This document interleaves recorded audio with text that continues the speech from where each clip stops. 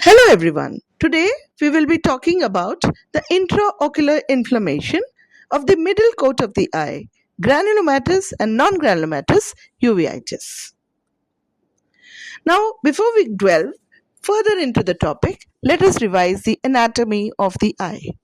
Now, as we all know that the outer coat of the eye is the sclera, that is the outer coat, this one.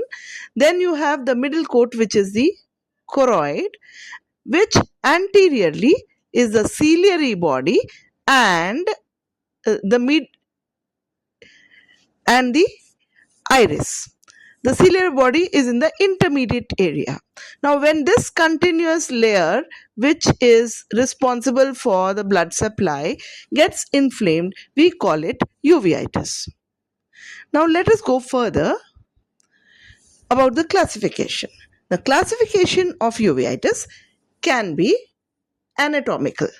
As I had already explained, if it is anterior, it would be called iritis. If it is somewhere in the middle, it will be known as intermediate uveitis, or if it is posterior, it will be called posterior uveitis or choroiditis. Then you have a clinical one, where depending on which area is inflamed, we can call it as iritis, cyclitis, iridocyclitis, choroiditis, etc. Pathologically, also we have similar classification, and etiologically we can call it according to the type of the etiology which has caused these various kinds of inflammation. That is, whether it is an infection or it is because of a trauma or radiation, we'll come to it in detail. So, the classification of uveitis can be either anatomical, clinical, pathological, or etiological. So, I'll show you a few images. Can you see these white dots here? What do you think they are? They are on the interior surface, that is the inner surface of the cornea. These are known as keratinic precipitates. In fact, this is a picture of mutton fat capes or keratinic precipitates, which is usually seen in granulomatous uveitis. Similarly, you have capes here, capes here, capes here. Here we are showing a few more snowballing effect of intermediate uveitis.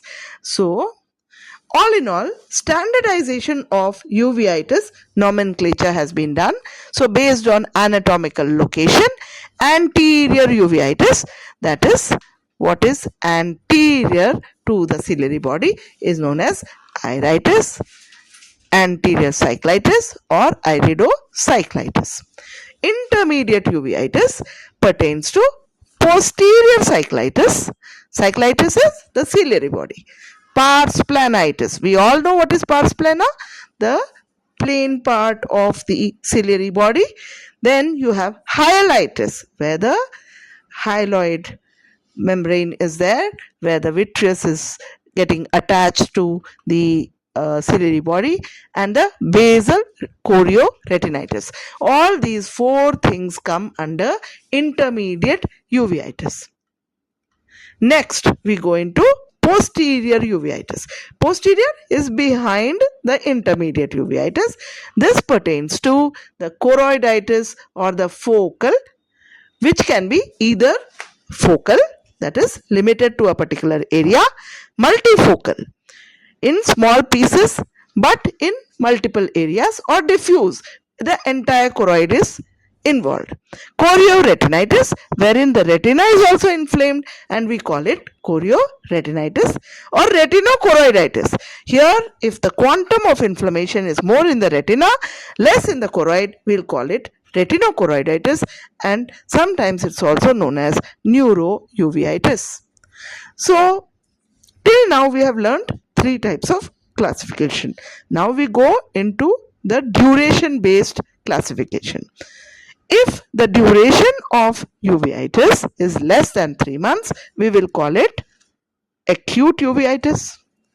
If it is more than 3 months, we call it chronic uveitis. And if it occurs in multiple episodes separated by more than 3 months, it is known as recurrent uveitis. Now, depending on the anatomical location, it can be acute, chronic, or recurrent. For example, if it is an iridocyclitis which is occurring for a duration less than 3 months, it becomes acute iridocyclitis. If there is an iridocyclitis which has lasted for more than 3 months, it will become a chronic iridocyclitis. And third one, if repeatedly iridocyclitis is occurring and each episode is separated by 3 months, we'll call it recurrent iridocyclitis. Similar thing can happen for choroiditis, similar thing can happen for cyclitis. So basically you can combine the clinical, anatomical and durational epidemiology and etiology, and various diagnoses can be made. So what are the clinical signs of anterior uveitis? Now this is very interesting because the clinical signs of anterior uveitis, acute and chronic, are different. So I have taken this diagram because it is fairly representative of all the features. Now these are the clinical signs. Now interestingly, in ophthalmology, symptoms are very few. Symptoms can be watering, irritation, or redness, blurring of vision, right? So the symptoms are few, but the signs are very specific to the type of pathology. Like in acute uveitis, acute in the sense it is the duration is less than 3 months. So what all do you see? First we look at the conjunctiva. Can you see this inflammation? What kind of inflammation is this? This is a circumcorneal flush, which is pinkish in color, and it is around the cornea.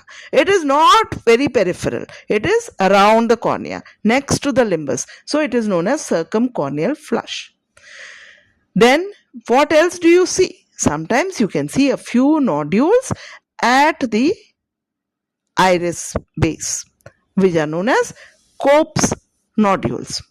On slit lamp examination, you can have some posterior synechiae, which is very pathognomonic of uveitis. What is posterior synechiae?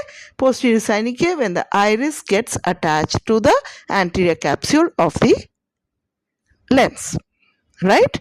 Then you have certain KPs. KPs are keratinic precipitates.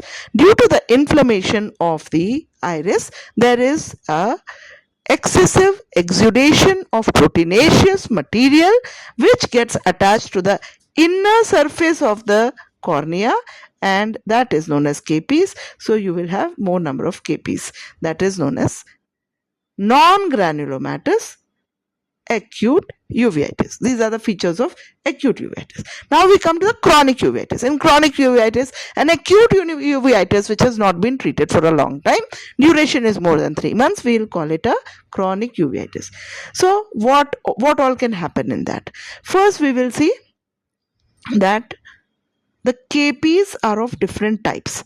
In granulomatous, it is mutton fat KPs. So they are very big. I've shown you a few pictures earlier. So they look like fat lobules. So they are known as mutton fat KPs.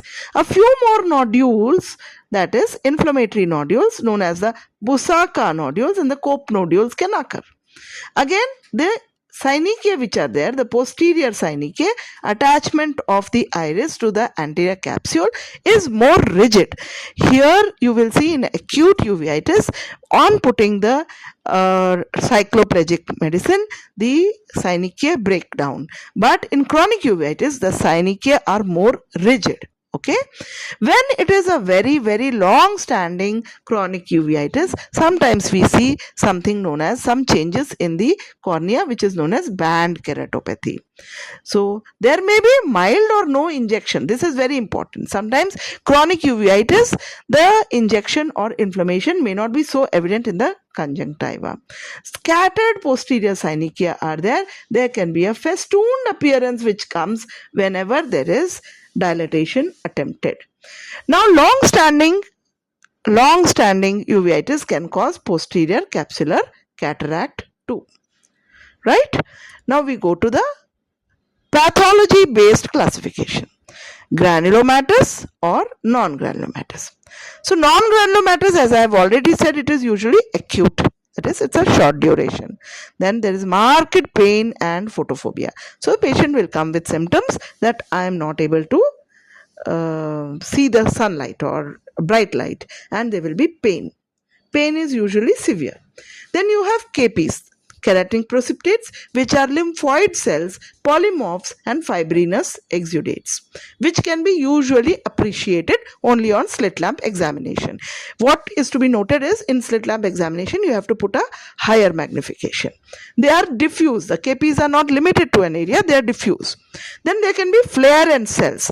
Flare and cells is an indication of acute ongoing inflammation, wherein because of the inflammatory cells being present in the anterior capsule, there is a scattering of light which can be observed when the slit lamp pinpoint, the 1 millimeter slit is shown onto the anterior side of the cornea, and the ray is illuminated throughout because of the Tyndall effect, and it is known as a flare, and you can actually see the cells.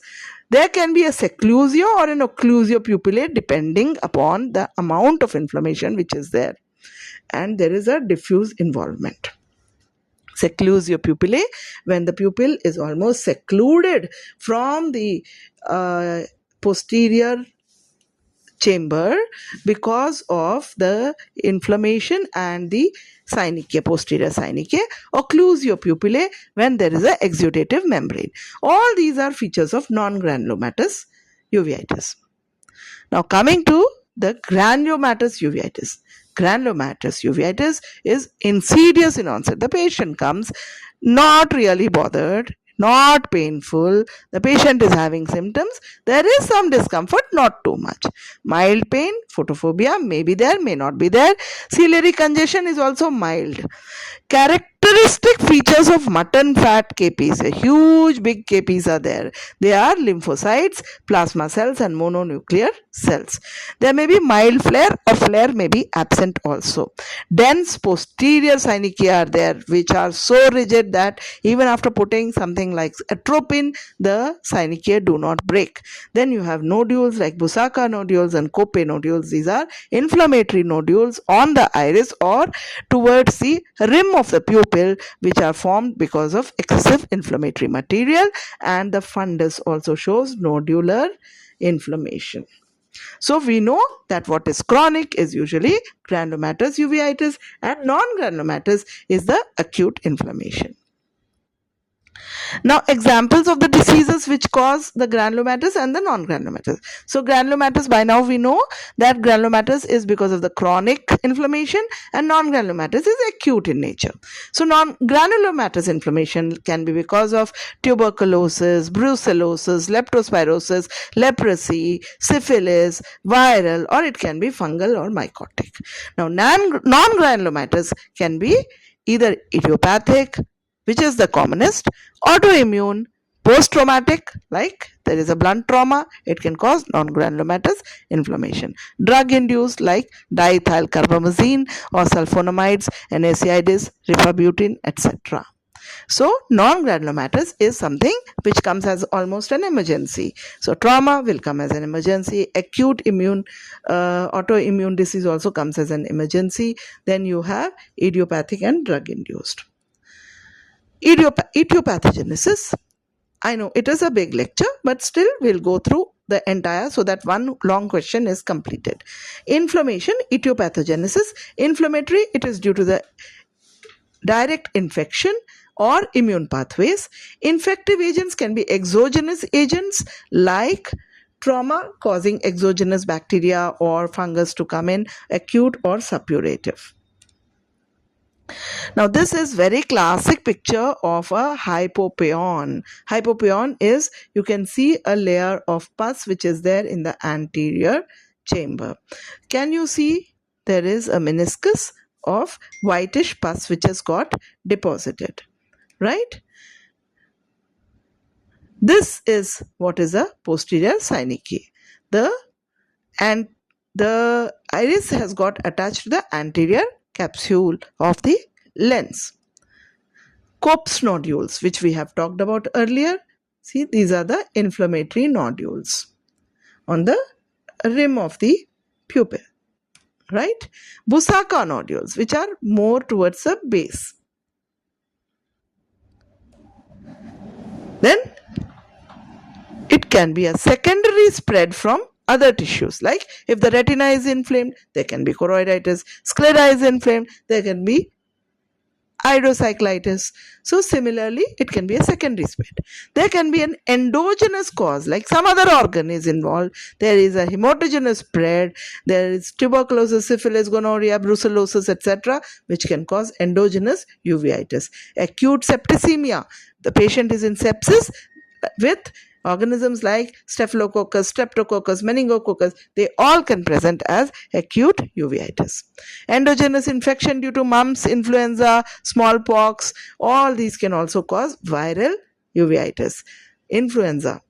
Signs. What are the signs? We have already discussed. It is conjunctival congestion, which is usually light pink in color. It is ciliary congestion, circumciliary or ciliary congestion, and cornea, there is absence of keratitis. Okay, the cornea is clear. KPs may be there, which are known as keratinic precipitates. Anterior chamber shows cells and flare and hypopyon or exudates. Signs, as I've already said, pupil will be variable in shape depending on whether the synechia are present or not.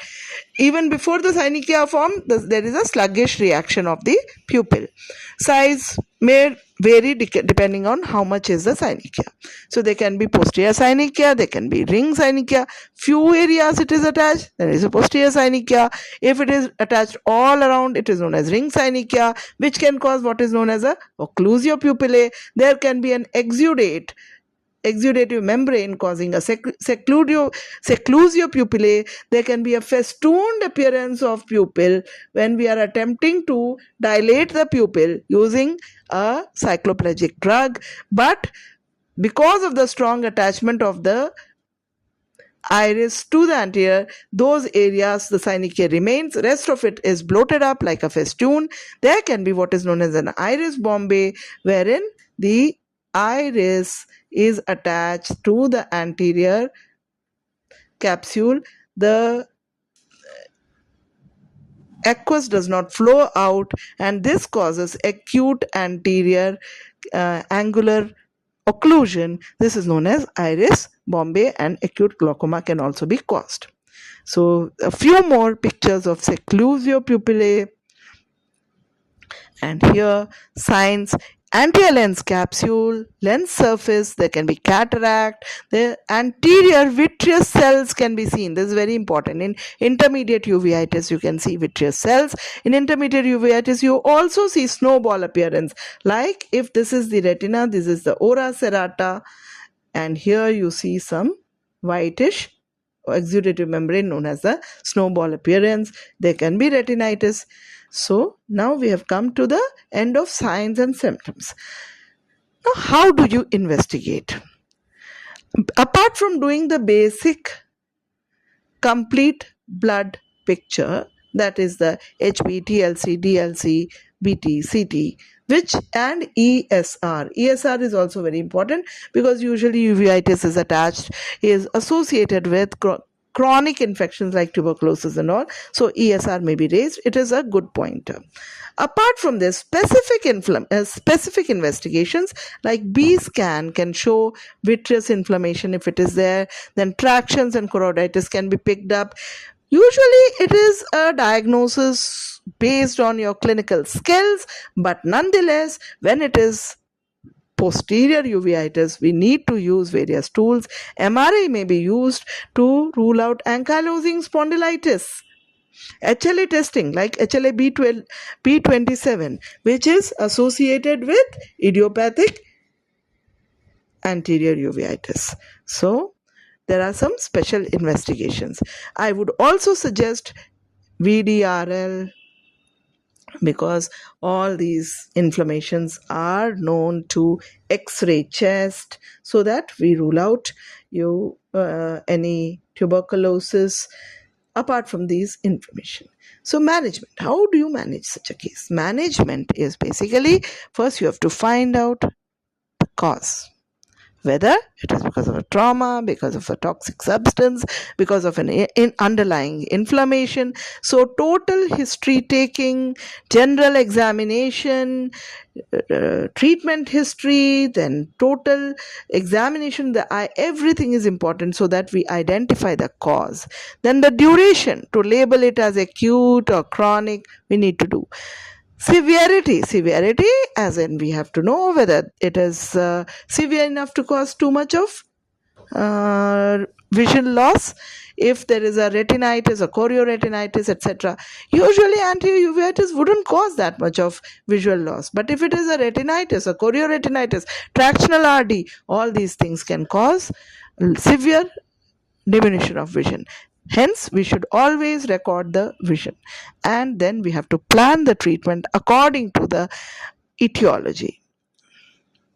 So, like I said, ESR, CBC, HIV, VDRL, HLA-B27, X-ray chest, MRI, X-ray, RA factor, ANA, dsDNA, where we do not find out what is the cause, to find out the immunological causes.